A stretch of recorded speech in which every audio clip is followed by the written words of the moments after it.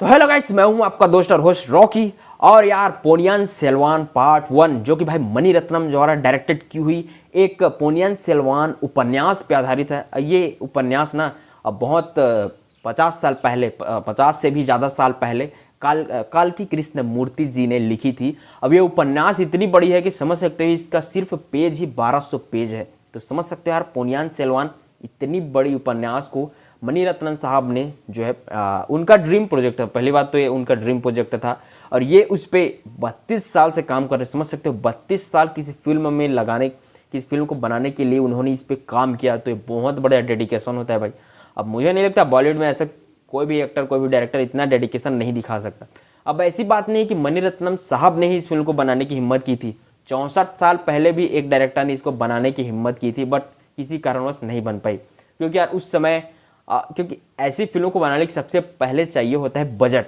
और उस समय अगर पैन इंडिया रिलीज़ करते तो उतना ज़्यादा स्कोप नहीं था पैन इंडिया पे, ना उतना ज़्यादा जो है पहले प्रमोशन का ज़माना नहीं था। तो हालांकि वो मूवी उस समय पिट सकती थी, लोगों को ज़्यादा जो है ज़्यादा लोगों तक पहुंच नहीं सकती थी।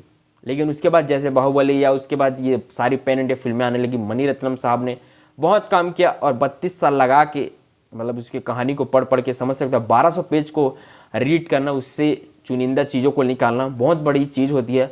अब ये कहानी मणि रत्नम साहब के पास पहुंची तो मास्टरपीस तो बनना था ही भाई। अब ये सिर्फ इसका पार्ट 1 है, ये 2 पार्ट में होने वाली, पार्ट 1 और पार्ट 2। तो समझ सकते हो पार्ट 1 में सिर्फ 600 करोड़ लगा है तो पार्ट 2 में 600 से 800 करोड़ लगने वाले हैं। ये डिपेंड करेगा इसके बॉक्स ऑफिस कलेक्शन के बारे में। लेकिन यार इतनी बड़ी फिल्म है और इतनी बड़ी अपॉर्चुनिटी के साथ मणि रत्नम साहब खड़े हैं तो देखना होगा यार। अब इसके स्टार कास्ट के बारे में बात करें भाई, इसमें है चियान विक्रम साहब, हमारे ऐसे एक्टर जो किसी भी रोल के लिए परफेक्ट जाने जाते हैं। मैं इसका सबसे बड़ा फैन अपरिचित और उसके बाद आई मूवी, ओ हो क्या काम किया यार विक्रम साहब ने, मज़ा ही आ गया। उसके बाद कैथी स्टारर कार्थी, मतलब कैथी में किस तरह बवाल काम किया था, उसका रीमेक अभी भोला नाम से अजय देवगन लाने वाले हैं, ये तो आप सबको पता ही होगा।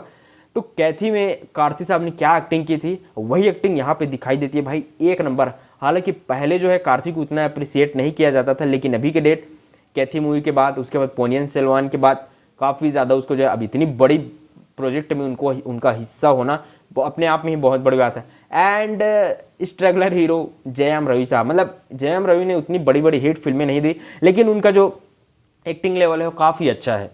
और एक्ट्रेस के बारे में बात करें तो भाई बॉलीवुड की क्वीन, मैं कंगना रनौत के बारे में नहीं कह रहा हूँ, मैं कह रहा हूँ भाई 40 की उम्र में भी क्वीन की तरह लगने वाली ऐश्वर्या राय। क्या भाई अभिषेक बच्चन ने क्या मेंटेनेंस किया है, बहुत बढ़िया।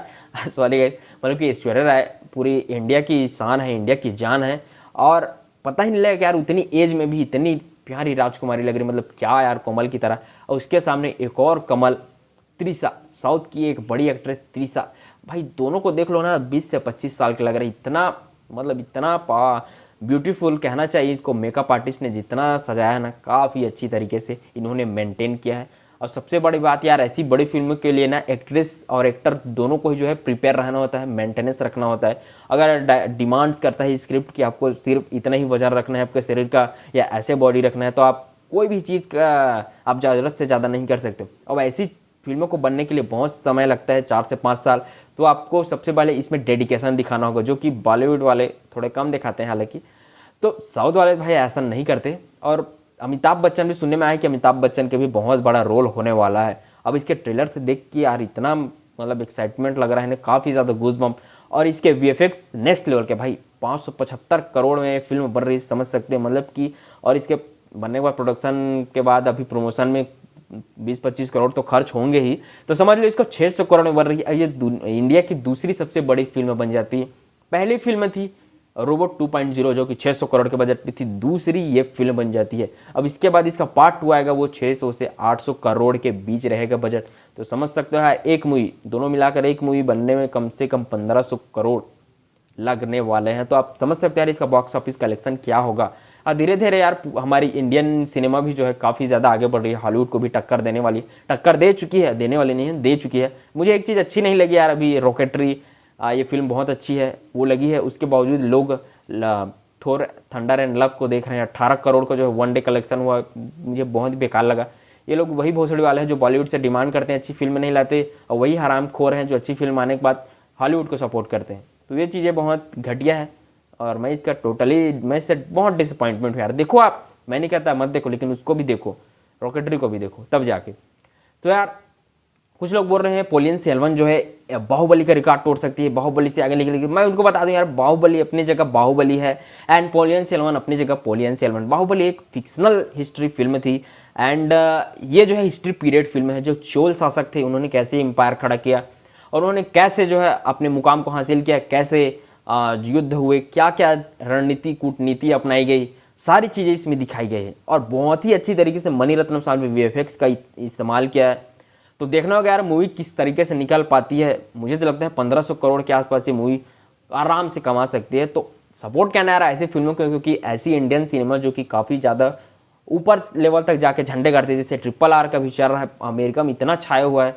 अमेरिका वाले समझ लो उसमें अंग्रेजों को जो है गद्दार दिखाया, फिर भी अमेरिका वाले उस फिल्म को इतना सपोर्ट कर रहे हैं। समझ सकते हो आप, जो रियलिटी है वो चीज़ मूवी में है, बट आप समझ सकते हो अगर वही चीज़ बॉलीवुड में होता तो बॉलीवुड अभी तक उसको बैन भी कर चुका होता। लेकिन ऐसा नहीं है। SS राजामौली का क्रेज़ इतना ज़्यादा है वहाँ पे कि थिएटर्स में लगवाने के लिए, नेटफ्लिक्स देखने के बाद लोग जा रहे हैं थिएटर्स में और डिमांड कर रहे हैं थिएटर्स में लगाओ। बहुत सारी थिएटर्स में वो लोग लगे हैं।